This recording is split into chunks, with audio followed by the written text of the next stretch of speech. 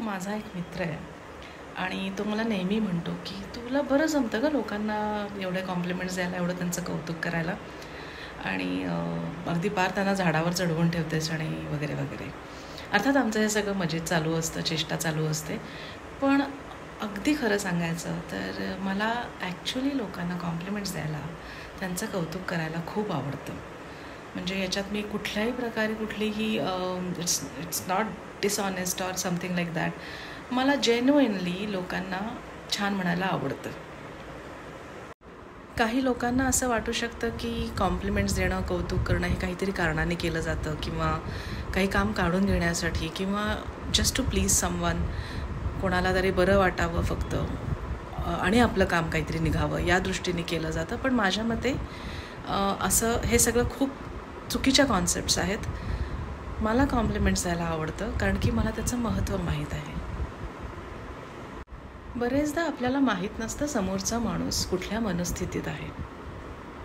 आपण गृहीत धरून चालून उपयोग नाही की त्या समोरचा व्यक्ती किंवा आपण स्वतःसुद्धा कायम एकदम छान चांगल्या मनस्थितीत असू.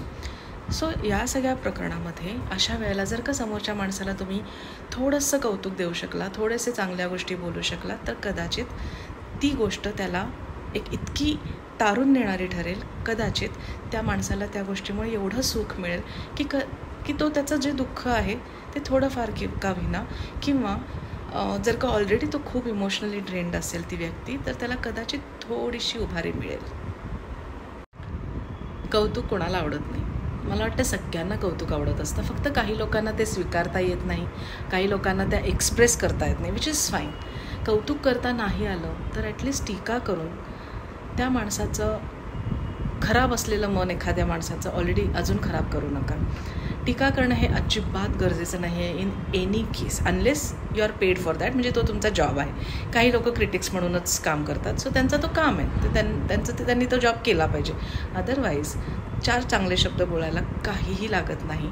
सो टीकेचं मी स्पष्ट वक्ता आहे, आणखीन मला जे मनात येतं तेच मी बोलतो वगैरे असल्या गोष्टींच्या आड जाऊन टीका करणं प्लीज बंद करा.